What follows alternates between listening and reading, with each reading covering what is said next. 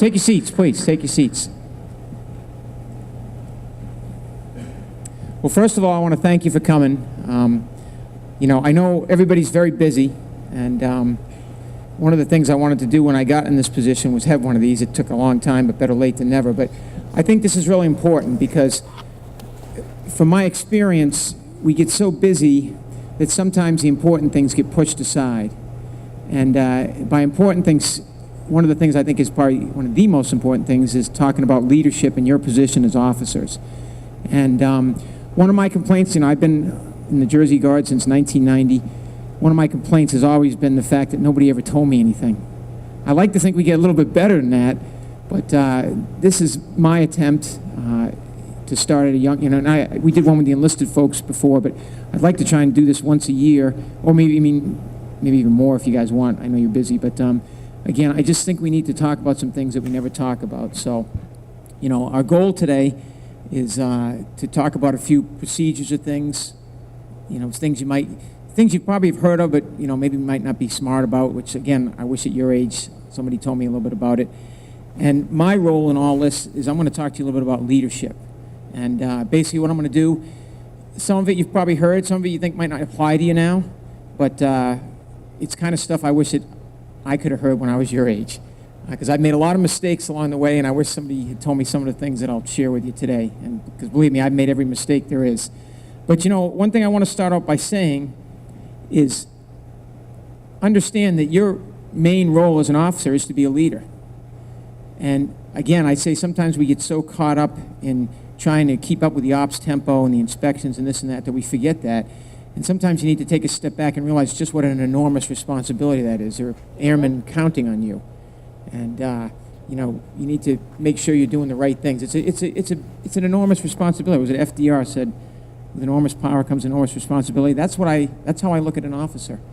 And my senior enlisted for that matter anyways, but we're talking company grades today. So like I said, I got a little presentation here. A lot of this is just going to be me kind of ad-libbing through it. And the other thing I found a few notable quotes from some folks that I respect, so I kind of threw them in there too, so they don't all tie into the briefing as we go through it, but I got a few up there so you can read them. All right, so what I want to do for the first few minutes of my talk is, no kidding, in no particular order, but trying to make it flow, is give you kind of one-liners that I've learned along the way. And some of them I'm sure you've already heard, but they're good to review. Okay, I'm not going to sit up here and go over the core values with you. You all know those. But I will say this. Realize, and I know you've maybe heard this before, we are 0.7 of 1% of society. We are nobody. We are a small number. And you as officers are even a smaller fraction of that. So something you always have to remember is people are watching you. I mean, they're watching you all the time. So, right from the start, if you're not living what you preach, people are going to figure it out. And I can't tell you how many times I saw that in my career, and I immediately lose respect for those leaders. Because, the other thing about this whole thing about being an officer is you really only get one chance. I think one of the biggest things I've seen over the years that's been a problem in the Jersey Guard, and probably most anywhere else too, is the idea of trust. And it's a tough thing to get people's trust, and it's very easy to lose it. And once you lose it, good luck. So I'm not going to talk about the core values. You've heard them all. But I just to emphasize it, right from the start, if you're not living what you're trying to preach, then you're losing. Know your job. Really, at this stage in your career, that's probably the most, that's probably job one. I mean, officer and leadership is, but, at your stage, you got to be good at what you do. You got to, know what you're doing. And that's your way of starting to build credibility. So I'm not going to talk too much about that. That's probably pretty much obvious. This is a foot stomper. This is one that I've had to learn the hard way many times. And probably because if you look at my 30-year career, it started out in a society that wasn't very litigious, and now it's become, the pendulum goes back and forth, but now the, litigious way on the side. So I can't emphasize knowing the rules. And one thing that I can tell you up front with me, I'm not the smartest person in the world, and I don't know everything, but I know where to go get it. And so you'll hear me say a couple times in my talk that three-letter word, JAG. Again, 10 years ago, I went, who the hell is that? But I've learned over the years that, especially in this litigious society, use your JAG. But you need to know the rules. If you don't know them, you need to get smart on something, and especially if you end up getting in a disciplinary situation or something like that. Okay, I'm going to steal a couple lines from one of my heroes, General Mark Welch. I don't know if anybody's ever heard him speak or seen any of his videos. If you haven't, I recommend you go on YouTube. The guy's a genius. I actually was down for a leadership course about 4 months ago, and I got to have dinner with him and talk with him and his wife, Betty. What an incredible American he is. But I stole some of his words here. Now, I've always known that I need to know my subordinates, but I'll put a couple of bullets from him. Every airman has a story. I love that he says that. So ask yourself, do you know the airman in your area's story? Okay? And these are two that shouldn't be any surprise, but again, his words. Every one of the airmen that works for you is smarter than you in some area. And guess what? Some of them are smarter, better than you in all areas. And, but that's a good thing. That's a good thing. And I will tell you, I mean, I won't brag too much, but I think one of the reasons I've had great success, or pretty good success as a leader, is because I've never been afraid to tap into my folks. And you'll hear me talk about my leadership style, which I like to say is empowering people, or people power, but keep that in mind. You know, you have a lot, your folks are smart, so just, you know, use them. All right, again, this is another Bolton thing. When I was your age, I read all my -1 and my flight manuals. I didn't read a lot of other stuff. As I've gotten older, I've started. Now I can't read enough. So if you're not, you know, and especially, I look at y'all and I'm jealous because I'm getting so old and you're so young. But I would never want to be in your shoes right now and go over it again, because you face greater challenges than we ever did. You know, this world changes so fast. It's incredible how fast it changes.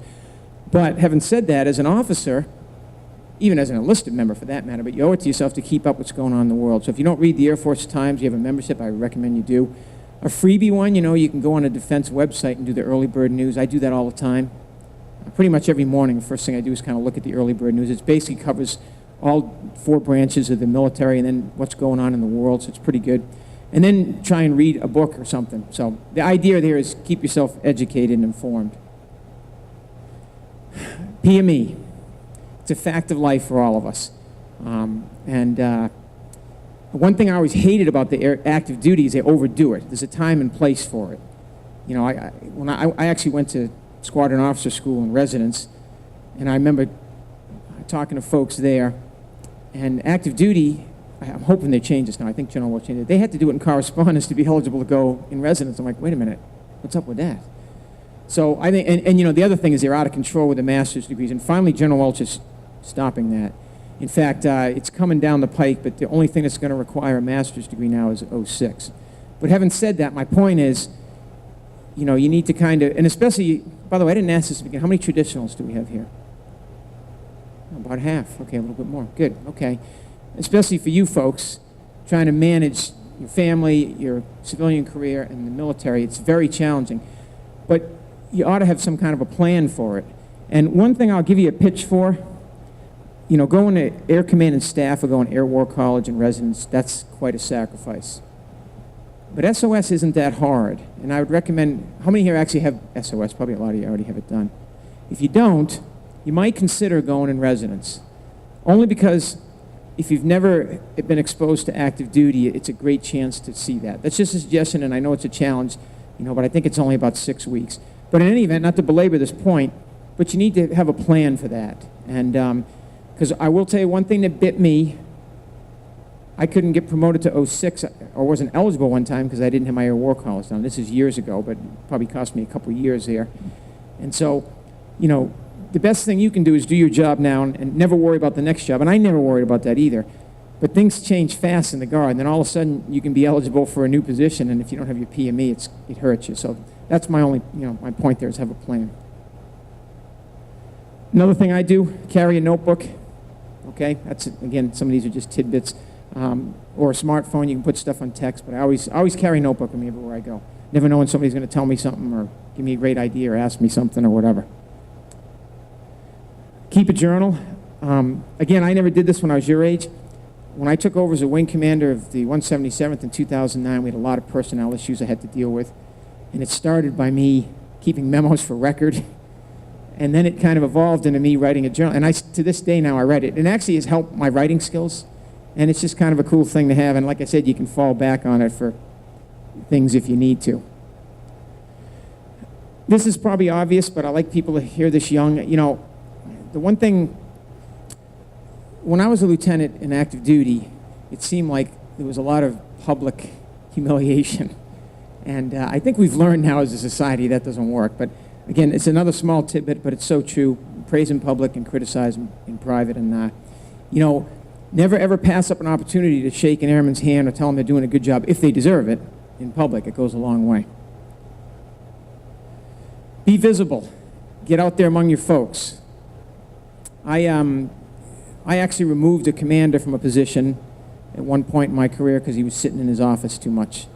And we can't have leaders doing that. You got to get out there and be among your folks. It's so important to be visible. As a wing commander, I used to walk around the base at least once a week. And it's funny just to start, well, first of all, you get out there and see your folks, but you can learn stuff that way. And I'll tell you a quick funny story, maybe funny, but when we were getting ready for our operational readiness inspection, the first ORE, I think it was in the late spring, and we had a problem with some of our females were getting dehydrated. We had to bring them to a couple of them had to go to the hospital, you know, in the chem gear and doing all that. And it was really strange because I think we had about 4 of them in the first weekend. So we kind of put our heads together, what's going on, we don't know. So the next ORE we did, I walked around at different times. And I was observing, and I actually happened to notice just from walking around that none of the women were using the porta potties. And so I asked somebody, I pulled a young airman aside, and turns out they didn't want to go in the small porta potties with all that chem gear.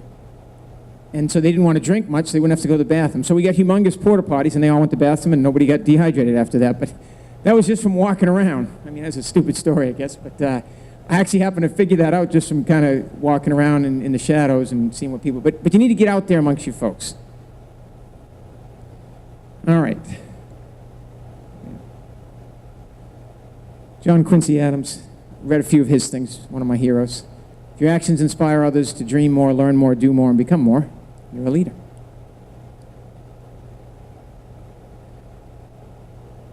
All right. Again, moving on with our tidbits here. Know your limitations and work on them. If you haven't actually sat down and said to yourself, what are my no-kidding limitations, that's a good idea to do. Something else you can probably put in your journal, see how you know, keep a record if you improve on it. Be humble. Can't say enough about that. Again, some of these are obvious. You've heard from people over the years. Treat people the way you want to be treated. Be surprised if people forget these things. That's why I like to review them. This is one that bit me when I was your age, the hard way a few times, but and especially as you move up in positions and get more responsibility. And you know, always think before you speak, especially in public. I can't emphasize that enough. This is a foot stomper, and this is one, again, a simple one, but I've seen it take leaders down. Don't be afraid to admit your errors. I do it all the time. We all screw up. But don't be afraid to admit them. That is not a sign of weakness. That's a sign of strength, saying, hey, I screwed up. Who can help me? How can I do this better? It is not a sign of weakness. And be flexible and be open to learning new ideas. I talked about earlier, some of those folks are smarter than you in certain areas, and keep that in mind. Don't be so hard-nosed and thinking that you have to be the one that comes up with the answer. You have to be the smartest one just because you're the commander. No, that's not the case at all. We'll talk about that in a little bit again. But and you know, if you start practice when you're younger, it's easier, I think. This is another one that's taken down leaders, again, losing their credibility. Don't make promises you can't keep. And we'll talk about dealing with people in a few slides here. But we had one commander who would never say no to people, and after a while, it just ruined his credibility as a leader. You have to be able to say no. I mean, you know, but the bottom line is just don't make promises you can't keep. And alongside of that, if one of your young folks asks you to do something, somebody under your command, and you say, I'm going to look into it, you better look into it and get back with them. Because again, it's so easy to lose that trust or that credibility. Attitude, 90% of everything. And I am living proof, and I can give you countless examples of where I was faced with situations that were near impossible, but I had a good attitude. You know, again, from my past, when I became the wing commander of the 177th Fighter Wing, we had an ORI in 9 months.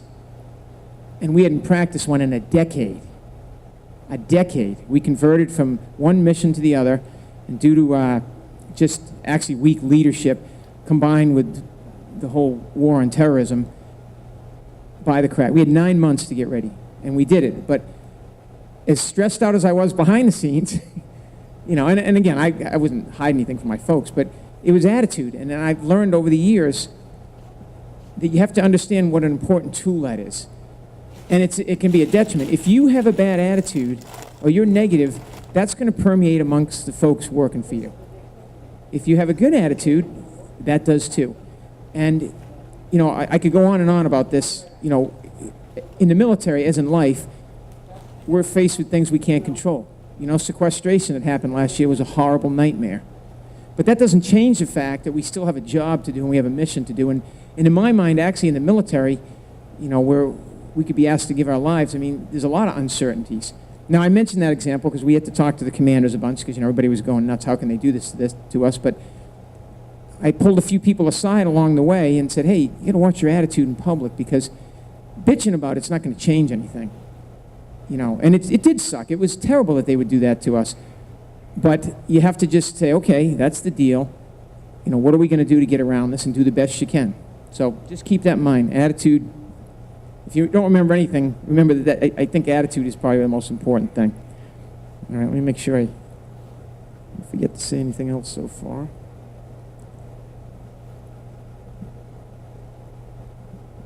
Be consistent. Oh, I can use this guy's name now. I may use it a few more times too, but I joined the Jersey Guard in 1990, and my commander was a guy named Colonel Lynn Robinson. Robbie, we used to call him. He was an absolute psycho. It was horrible. I mean, he was just, well, because the problem was, well, there was a lot of problems, but one of the main ones is he wasn't consistent. You never knew what he was going to say, and you never knew if he had your back or not. And it was funny because he was so bad, it basically formed a cohesive team for everybody underneath him against him.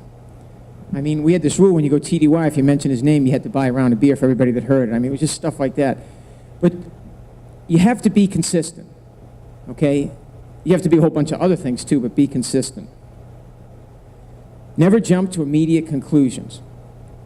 Now, what's an example of this? Well, I can give you a ton of examples, but this is really something to realize when you hear of somebody getting in trouble or you have to make a decision with one of your subordinates. And, you know, having been around, I can tell you nothing surprises me anymore. Somebody can tell me somebody did this outlandish thing, and I just doesn't even raise my heartbeat. Because I know, number one, there's always two sides to every story. And, you know, I'm just going to tell myself, all right, I'll deal with this and we'll work through it. But too often I see people jump to immediate conclusions in leadership positions based on their own personal reaction or whatever, and it just can hurt you. So remember that one. Take your time. Okay, if you've seen my vision and goals that I put out every year, this year I tasked the wing commanders with, I want squadron commanders and above to come up with a succession plan. And that's a whole discussion in itself. But really, I want to talk about this for a second because, again, I could be wrong, although I don't think I am. One of the weaknesses we have in the Guard is giving honest feedback. And I think part of the problem is, because it's a strength in the Guard and it's a weakness of the Guard, we know everybody, we're all friends. Then all of a sudden one day you're the boss or whatever, you know, you become the commander, and it gets to be a challenge. But I don't think, so many times I would get, over my career, we'd see action to be taken against someone. We want to take action against this person. And then I go back and look at their evaluations, and every one of them is firewalled. Well, what's wrong with this person? So you might be thinking, what does that have to do with a succession plan? What it has to do with is, you're in charge of a group of folks. You need to be giving them feedback. You need to be talking to them. You need to be thinking about who's going to be the next leader where, and giving people feedback to help them get to where they need to be, and it starts early. And this is where I think, I keep saying we're weak in a lot of areas. We're strong in a lot of areas, don't get me wrong. We do a great job, I know it. But a succession plan, if you're thinking, I need to have a succession plan, I need to think about who's going to be doing what down the road, then you're thinking about each person and you're kind of evaluating them and talking to them. So that's what I mean by that. Not really connected, some of these are all over the place, but always do the right thing. And it goes back to the core values, but do the right thing in everything you do. And, you know, I think I have notes to talk about this later, but if you, again, I talked about, you know everybody, now you're the commander. Well, I'm a nice guy, I'm a fair guy, and I like to, I mean, I'll do anything for any of my folks. But they all know that we have military standards, and we have to adhere to those. And so what's a quick example? I mean, always do the right thing is obviously live by the core values, but one of the problems I noticed I had when I took over at the 177th is people weren't saluting people. And sometimes you don't want to be the bad guy, but that's not being the bad guy. That's upholding our institution. Because when you let little things slip like that, then what's it lead to? And here's something to remember at an early age. Somebody walks by you and they don't salute you, and you say, well, he knows me or whatever, and you blow it off. Word gets out there. It's amazing. And it's just all connected. So from A to Z, I always try and do the right thing and be up front. Oh, this one's tough to read. See if I can read it to you. The other bad thing about getting old is glasses. Just started wearing them. Outstanding leaders go out of their way to boost the self-esteem of their personnel. If people believe in themselves, it's amazing what they accomplish. And that's from Sam Walton, the founder of Walmart. All right. Now, this next slide is a whole day's discussion again. And again, I kind of alluded to some of this before, but this next 5 or 10 minute discussion is going to be on basically discipline, good order, and making the tough calls. And so I'll start out here by saying, always be brave, or what I say smart, and don't be afraid to make the hard decisions. And basically what I'm getting at is, when it comes to holding people to standards or making difficult decisions, be it disciplinary or otherwise. Again, like I said, one of our strengths, but one of our weaknesses, we all know each other, and then you find yourself in charge. Well, let me tell you what I told myself the first time I found myself in charge. When you're a commander, your job is to the health of the organization. That's your job. Your job is the health and success of the organization. Now, the way you do that is by taking care of your people and doing some things we'll talk about. But if you don't make the hard decisions and you don't do the right thing, again, then things fall apart. And another thing I saw with some of these, I'll say poorer commanders I had, is afraid to make decisions. They want to hurt people's feelings or whatever, or they want to keep promises. So when you do that stuff, it just comes back and bites you all the time. Yeah, it's a big challenge. And here's the thing you always have to remember as an officer and as a commander or a leader. Your job is to make decisions. Dealing with messy or personnel issues, it's an important part of your job to keep the morale, workplace, good order, and discipline going, and you always have to remember that.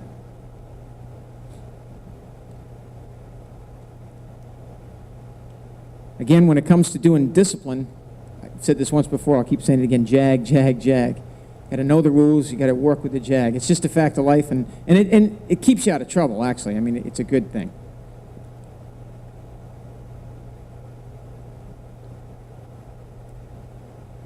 You need to be fair, make the punishment action fit the crime situation. I mean, that again, this is an all-day discussion. I talked about an example, something simple about making somebody salute. I mean, that's a minor thing, but like I said, it can build up. You know, what's another example I can think of? A buddy of yours gets a DUI, and you're the commander. You know, and the buddy comes and says, hey, you know, I don't really mean this, blah, blah, blah. And I say, well, you're my buddy, but you committed a crime, we need to do something, you know, we can't have this. And I know I'm not trying to make it simple, but my point is, when you don't do anything, it's far worse. And again, it goes back to don't be afraid to make the tough calls.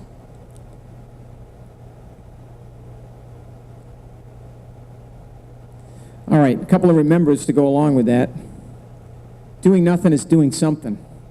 And again, I'll go back to that same example. Somebody doesn't salute you, you just blow it off.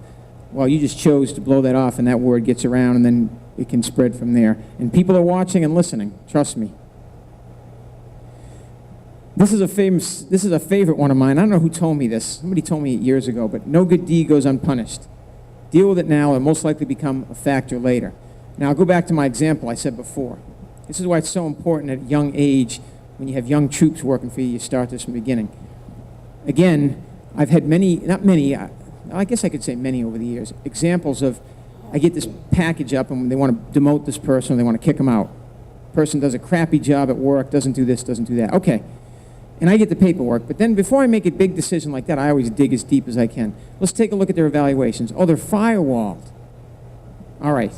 Well, guess what? And this isn't a commonplace example of what happens. Nobody ever went to the person and said, you suck. You need to do this. You need to do that. Nobody ever did it. And this is my example about no good deed goes unpunished. It's the idea that if somebody maybe isn't up to standard, doesn't do something, you just kind of look the other way because of your buddy or whatever. They'll come around and you don't say anything. And then it permeates. And then down the road, it ends up, this person ends up being a problem. And nobody ever told them. So you owe that to your folks to always be honest and give them feedback. And again, if you don't do the right thing, you always hurt the organization. When I first became an 06 and I became the OG, I pulled in all my ops group command and I said, here's the deal. Everybody's known me for 15 plus years. But I just went from being your brother to your dad. And you need to remember that.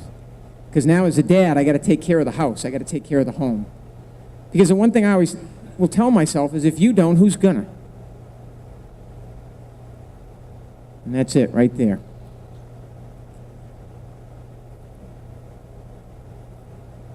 Well, these didn't come out so good on this one. Sorry about that. It's the nature of man to rise to greatness if greatness is expected of him. That's John Steinbeck, great author. All right, now I'm going to take a sec to talk about another weak area, and that's communications. If I had to say one top area of weakness that I've seen, I know we've gotten a little better, but this is it, communications. So, try and establish a way to get your folks the word on a regular basis. What I used to do, what I started doing, is, and I know we have the Twitter and the Facebook and all that, and Facebook is good. You just have to be careful with ComSec and OPSEC issues. But what I used to do, especially to help the traditionals, is like when I became the Ops Group Commander, we formed an email group, personal email of everyone. And again, I guess privacy, you can't force someone to do that, but it's just nice for a part-timer to be able to get emails and be up on stuff. Don't have WOMs or secrets. Boy, I used to hate that. Just what's a WOM? Word of mouth. The boss, get a room or something's happening. We losing a squadron or somebody's converting or whatever. Or we shouldn't be doing this and it's a WOM. I hate those. Okay? Certain things are privacy matters, but when you as a leader know that there's some information out there that can affect your folks, you need to tell them as soon as possible. And I've seen people delay doing that, and I hate it. So don't be one of those people. Get the word out there as soon as possible. Email is good and bad. Okay? When I became the wing commander, I had a commander's call, and I said, if you send me an email more than 3 sentences, I'm deleting it. And to this day, I hold pretty true to that. And it was tough at first. You didn't get my email? No. Well, I did, but it was a freaking book, and I got rid of it. And that really bugs me, because it hurts communication. In fact, I'll go off on a tangent and say, I think texting is awesome. I learned, again, I'm a lot older than all of you, but I learned my kids when they were teenagers, I could never get a hold of them. Man, I text them, boom, right away. In fact, I'll tell you a quick side note on that. We had a recall system that wasn't working in the fighter wing. We could only get like 60% recall. It was horrible.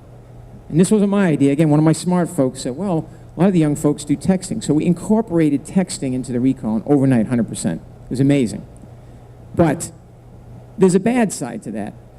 And I personally think some of these suicide issues we have and resiliency issues is that people don't know how to look people in the eye and go talk to people. They'd rather sit here and do this. And I think that takes away from our human race and our interaction and ability to deal with each other. So I say that with email. If you got to write more than 3 sentences, then call them, go see them, have a commander's call, do whatever. And again, it's so much better. So enough on that. And I've seen people do this too. Don't be a freaking coward and lead via email. This new procedure is in effect immediately. I've seen people do that. It's terrible. Get out there and talk to them. And yeah, like I said, call or visit or have a group meeting. So communication. I'm curious, quick question. How many folks here feel like they pretty much get the word, what's going on in their unit all the time? Raise your hand. Oh, wow, there we go. Case in point. Communication, we got to write that down and work on it. Because remember, in the end, with all this stuff we're saying, these folks are counting on you. All right, we're almost done. Hang in there. How am I doing on time, by the way? All right, you should be done in about 7 or 8 minutes. All right, what I want to do now is just shift gears. That was a whole bunch of tidbits of stuff. Now I'd like to give you some leadership specifics on how I think an effective way to lead an organization is, whether it's 1 or 1,000 people. So this is kind of my definition of leadership. Leadership's motivating people to perform as an effective team to accomplish something. And by people, it can be 1 person or 1,000. Doesn't matter how many. As long as somebody's working for you, it applies. I apologize. I changed the font to this. Deepest principle of human nature is the craving to be appreciated. That was by the American philosopher William James. All right, so this is kind of Bolton's 4 steps, if you will. And you might look at this. Well, let me just read them to you first. You need to have a vision. You need to clearly define mission, objectives, and goals. That way your people kind of understand where we're going and why. You need to empower them. That's probably one of the most important steps. And then you need to ensure accountability. That's kind of my 4-step process, if you will. And, you know, again, some of you might be thinking, well, this is 05, 06 stuff. But, yeah, some of this may be directed to you, but then you take it and put your own spin on it into your own organization. And doing these steps basically ensures that your people are involved in the whole process, which gives them ownership and a personal stake in the outcome. Now, I'll come back to empowering people in a second, but I want to take a second to talk about accountability. It goes back to what I said about feedback. You need to hold your folks accountable. In fact, I think deep down inside, everybody, how many people here have kids? Raise your hands. So, okay. I think deep down inside, people want to be held accountable and they want to be disciplined. Sometimes it gets to be too hard to do because you let them get away with it for so long that you think, oh my gosh. But I think deep down inside, people want to be held accountable, but it's something you got to do early. And so, you know, I've seen a lot of plans that people come up with, but then they don't hold anybody accountable, and it kind of goes to the wayside. So accountability is important. Uh-oh, what do we do here? This is telling me I'm out of time, subtly.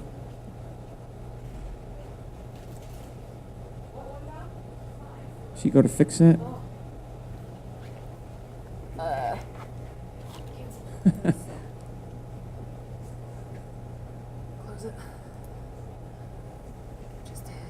Hey, Kim, are you back there? You trying to fix it?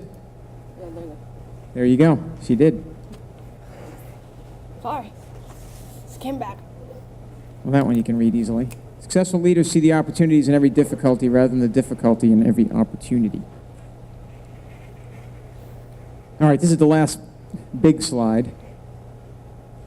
So in my mind as a leader, to be successful long-term, you basically need to be a people power person. That's what I like to think I am, a people power person. What does that mean? Well, you start out with a vision, clearly defined goals, and your guidelines, because you are the boss. But then, and you give your folks the big picture, all right, basically to include how they fit in the big scheme of things, and then you let them run with it. And, you know, by doing that, again, people will they'll have a personal stake in the outcome. Now, remember what I said, too. Again, the whole people power thing is a lot of your folks are smarter than you. So I always, one of the things I missed being an operational commander was my weekly meeting, getting together with my folks, my staff, and having them help me brainstorm how we're going to solve a challenge. And I really missed doing that. That was a lot of fun. What did I do here? I wasn't even watching what this was doing.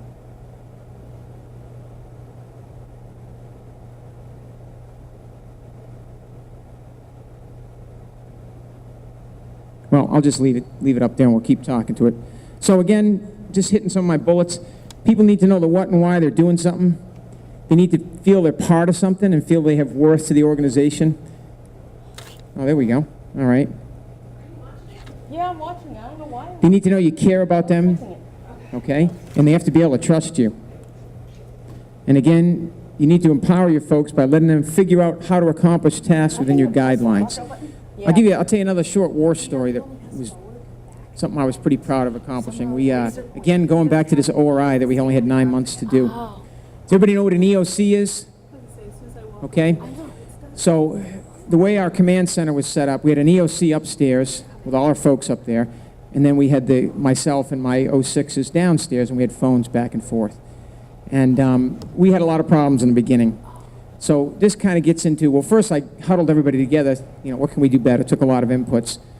But then something I did that, again, I should have done a long time ago, But I got all my support folks together and explained to them the big picture. And I said, listen, the whole idea of this operational readiness, or for that matter, though, run in combat, the whole idea is you're trying to get sorties done.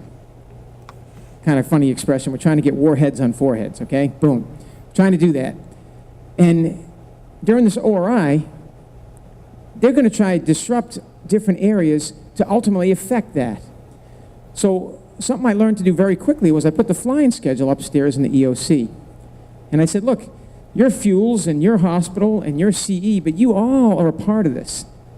And you need to keep in the back of your mind at these times you need to hear jet noise. And if you don't, make sure it's something in your area that's not holding us up. Just trying to show them the big picture. Now, because it was an ORI, you also want to play the game a little bit. So I actually got them to the point where I said, listen, you know that every 4 hours, 8 jets are going to take off. So what I want you to all start doing is, when you hear that jet noise, count them. And after you hear 8 noises, you all be high-fiving and you say, yeah, we got this line off. You know, it's kind of a bit of a show. So they said, yeah, that sounds good. We'll do that. So in the F-16, when you start the engine up on the ramp, you have to do a quick backup fuel control check, and you make a lot of noise. So I'm downstairs in the ICC, and the jets are just starting up, and I hear all these people going nuts. They're all high-fiving upstairs. And I ran upstairs, no, they're not airborne yet. That was just an engine check. But anyways, by the end, they were high-fiving, and it was quite a show. But my point is, I took the time to show them how they fit in the whole big picture, and I think that's an important thing. So again, trying to empower them, not just saying you're doing this and don't ask questions why. And it's much more successful that way. Now, before I talk about that last bullet, I do want to say one other thing. All this talk I'm saying, I'm not trying to say that your job is to be everybody's buddy, and that is not the case. Your job, there's going to be people out there that don't like you, and if you're worried about making everybody happy, then you're in the wrong business, okay? But your people need to know that you have their back, okay? And so all the stuff that I was talking about, and I kind of got to summarize here, but, you know, your job is to ensure the success of the organization. So you do that by taking an interest in your people, being upfront with them, be fair and consistent, make sure they have what they need, and let them do their job. And that's how you take care of your folks, not being buddy-buddy with them and hold them accountable, okay?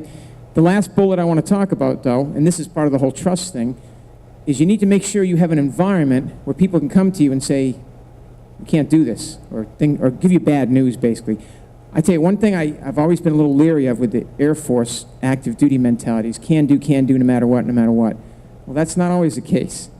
And that kind of, in my mind, leads itself to people being afraid to say no. You need to be able to say no, okay?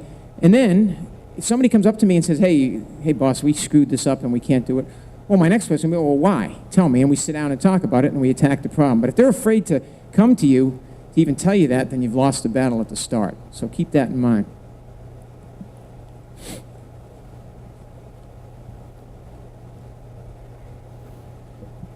Patton said this a long time ago, pretty good statement. Never tell people how to do things, tell them what to do, and they'll surprise you with their ingenuity. Again, empower them. All right, so that's it in a nutshell. Hopefully you take 1 or 2 points away. I mean, again, that's kind of a summary of best I could in a half hour of some of my experiences, and you know, we can open up to questions at the end, but before we do, or comments, you have that survey or feedback in front of you, but I mentioned my goals and objectives this year were, you know, partly about having the succession plans, and so I just want to see a curious show of hands, because you're going to, I mean, you have this in your survey, but just a couple questions I want to ask you, just show of hands. So here's the first question. How many folks out there feel that their supervisor has taken an interest in you with respect to giving you honest feedback or job performance on a regular basis? Okay, about half. That's good. What about as far as PME or future career progression? Show of hands. A little less. Okay, just curious. Okay, well, listen, thanks for your time. I appreciate it. And now what we can do, I guess we probably went a little bit over, but now you can, this is open to questions, comments, anything you don't like that's going on, I'm all ears, okay? I will warn you, though, if you get up and bitch about something, I'm going to ask you to give me a solution or offer me one. I just don't, see, you throw a spear at me, you got to be able to give me a solution, too. But seriously, anything at all you all want to know, any questions, anything you want to talk about, The floor is yours. And thanks for listening. Go ahead. Oh, you can email it to you. Actually, we can put it on the Y drive. Yeah.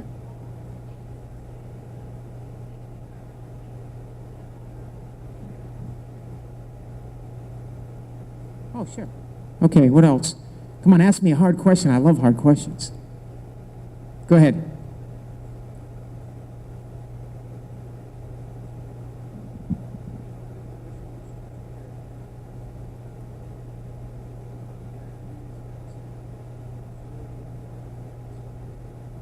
Yeah.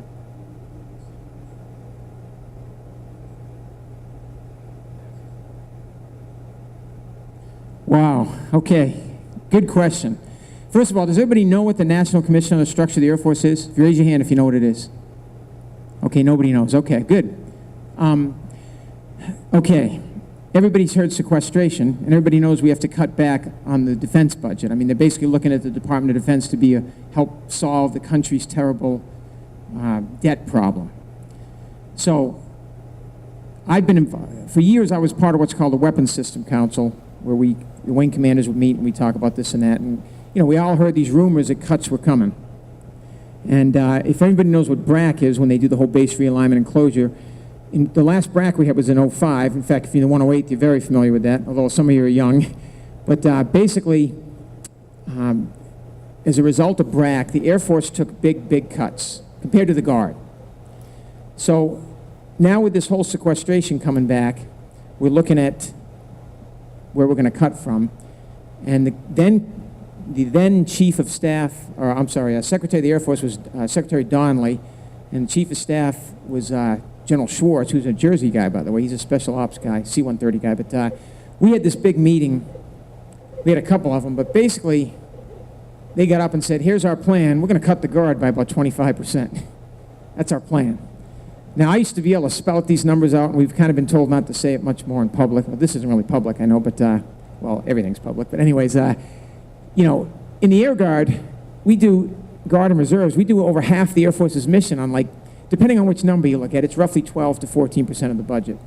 So when these folks in charge of the active duty said they were going to do that, right away people are saying, well, wait a minute, what are we really saving here?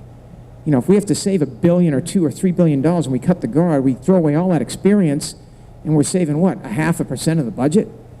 And it got to be a heated discussion to the point where it was like being in middle school. So I don't remember if it was the secretary. I think it was the secretary said, no, it's General Schwartz. You guys are going down. That's what he said to the Guard. You're going down. It's your turn. This is what these people are grown adults. And they're saying, under BRAC, we took cuts. It's your turn. I don't want to talk about it. You're going down. Well, what do they forget? And again, if you read the Air Force Times, this is no stranger. The Air Force doesn't realize that we are Title 32, which means what? We can call our congressman. So immediately after that meeting, every adjutant general that was there called their congressman, called their governor. And overnight, I know this is a long answer, but I think it's important to understand where we're going, because this is your future. So overnight, the Air Force got put on hold. In fact, the president got involved, and they actually formed this thing called the Council of Governors. It's about 12 or 13 governors. And basically a law was made that said active duty, if you do anything that affects any number in the Guard, you got to go through this Council of Governors. Okay? Well, as you can know, you're still young, but you learn over the years, politicians are politicians. I'll just leave it at that. That's almost a double-edged sword, because now you got to deal with politicians. But my point is, this whole thing kind of snowballed, and the Air Force got a black eye, basically, over the last few years trying to muscle the Guard and not realize that, you know, Congress is around. Not to mention the fact the state mission and all the other things in the Guard does. But my point is, the president formed a commission called the National Structure for the Commission of the Air Force, which, by the way, they came to New Jersey, and I had the honor of, I actually testified before them. They came here and they toured the base, and we actually did under oath testifying. The results of that report said that the National Guard needs to grow big time. And it basically said the way we can keep the force structure we have right now, we can actually keep everything we have right now. We don't have to shrink, but we need to put a lot of it in the Guard where it's cheaper. And that's what that commission said. Now, I think they went a little bit too far, because, I mean, I've gone back and forth. One of the things, they wanted to wipe out the reserves completely. I mean, they wanted to do some some of it was pretty radical. Most of it makes sense. So in answer to your question, here's the best I can tell you. You're actually asking the million-dollar question because I don't know what the answer is, okay? I can tell you the new commander of the active duty, the Air Force, the Chief of Staff, is General Mark Welsh. He loves the Guard, and he gets it. And I think in the end, certainly during your careers, maybe not mine, certainly during your careers, the Guard's going to get a lot bigger. What's going to happen, though, is the only way it's going to happen, you know, I hate to use profanity, but we're kind of like the bastard stepchildren with the active duty. And that's always the way it is. And you know, no matter how old you get and how mature your older brother gets, he's still going to pick on you. It's just the way it is. And so this is going to have to come from Congress, which means it's going to take time. And because remember, we're only one of 100 things Congress has to deal with. Now, I think one good thing for us, well, I hate to say good, because I hate what's going on in the world right now, but let's face it, the defense, all this, you know, I think some of these cuts are going to be reversed with what's going on in the world. Certainly, if you haven't been paying attention, I went to a conference in Germany a couple months ago, and I felt like I was your age again. I said, oh my God, the Russians are bad guys again. But here's what amazed me. Just like I made that comment about a grown man acting like a third grader and saying, you're going down, we took the war plans for Germany and threw them in the trash, for Europe, and threw them in the trash. So the Russians are our friends, so we've been really caught behind the power curve. So my point is, a lot of, you know, this really affects affects both wings, but really the push has been more now, you know, to the Western areas, to the Korea, the Pacific areas, and not Europe. And now all of a sudden, guess what? It's going to switch. So what I'm trying to paint a picture, because not a lot of people raise their hands on this, but I think we're going to get bigger, definitely. It's just going to take time. And, you know, for 177 folks that might not know this, we're losing a 100-plus CRG unit in the 108. It's being replaced with a cyber unit, but it's a net loss of about 20-something positions, which luckily we're going to be able to cover everybody pretty much. And those things are going to happen, so I think it's going to be an up and down, but I think it's going to be an up and down scale going up. Because active duty is finally realizing we can keep what we have if we put it in the Guard. Plus, the politicians, you know, things like Superstorm Sandy and all that, which I know, hey, it's tough for us with your family and your home and your civilian career and your Guard job. Now all of a sudden you got to go out and help people in storms, but you don't know what that buys us, though. And that's something, you know, because we're Title 32, we have the state mission. So, again, very long answer to your question. Now nobody's going to ask me another question, but I think we're going to get bigger. It's just going to be some growing pains. Okay, go ahead.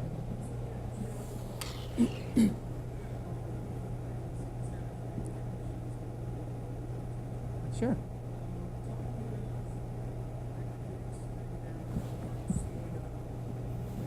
Talking about active duty spinning down and Guards spooling up.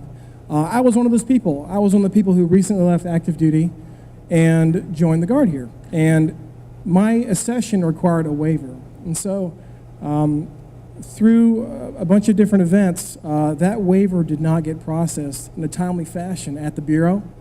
And that was one domino in the string of a few dominoes that allowed me to not get promoted to major. And there are monetary detriments to that. There are professional implications of that. And I just wanted to bring it to your attention in the fact that with this happening, this being a significant threat, I think, to people joining the Guard, whatever influence you have, please exercise that at the Guard Bureau level to let them know that those waivers are very important, and there are lots of bad outcomes if those things do not get pushed. Yeah, good point. Thank you, sir.